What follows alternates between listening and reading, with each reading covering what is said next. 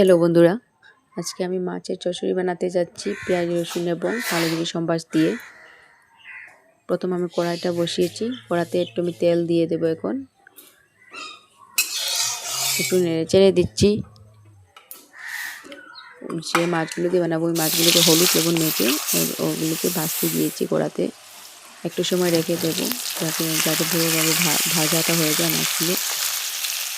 দেখতেই পাচ্ছেন মাছগুলো ভাজা হয়ে গেছে, আমি নামিয়ে নিয়েছি। আবার ওই কড়াই যে মাছের তেলগুলোর মধ্যে একটু তেল মিলিয়ে সম্বাস দিয়ে দিচ্ছি, শুকনা মরিচ, তেজপাতা, একটু কালো জিরে ডলে দিচ্ছি।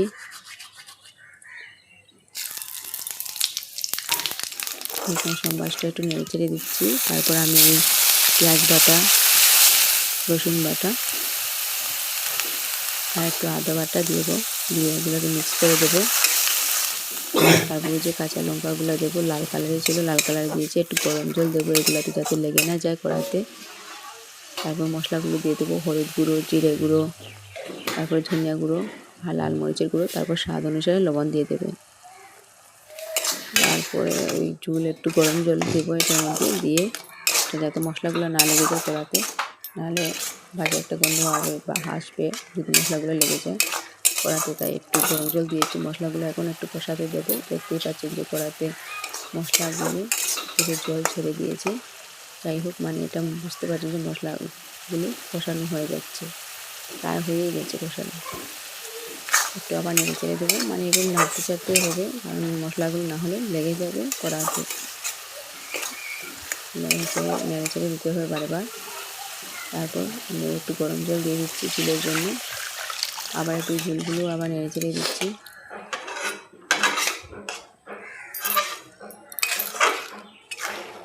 এখন একটু সময় অপেক্ষা করবো চুলেতে, মানে বলক আসার জন্য। আপনারা দেখতে পাচ্ছেন যে আস্তে আস্তে বলকও এসে গেছে চুলে। তারপর এখন আস্তে আস্তে ভাজা মাছগুলো যা আছে আমি ভেজেছিলাম ওগুলো ছেড়ে দেবো। ওই যে দেখতেই পাচ্ছেন আমি ভাজা মাছগুলো একটা একটা করে ছেড়ে দিচ্ছি।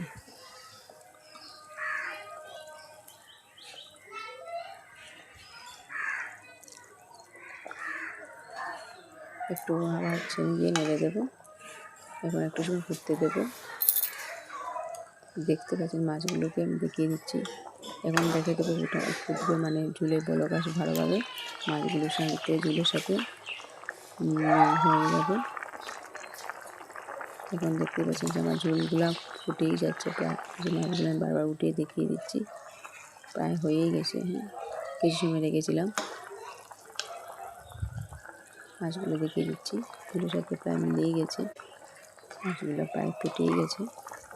এখন একটু গরম মশলা দিয়ে দিচ্ছি। আপনারা ইচ্ছে থাকলে দিতে পারবেন, না ইচ্ছে থাকলে ওটাকে স্কিপও করতে পারবেন। আমি একটু দিয়েছি। এখন আবার একটু নেড়ে চেড়ে দিচ্ছি একটু দিয়ে।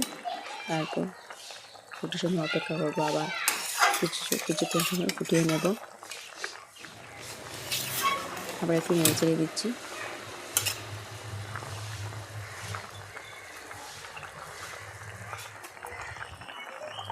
ভালোভাবে ফোটানোর পর এখন পাত্রে নামিয়ে নেব। পাত্রতে নামানো হয়ে গেছে, দেখতেই পাচ্ছেন লাল লাল লাল মাছের ঝোলগুলো দেখিয়ে দিচ্ছি মাছগুলো।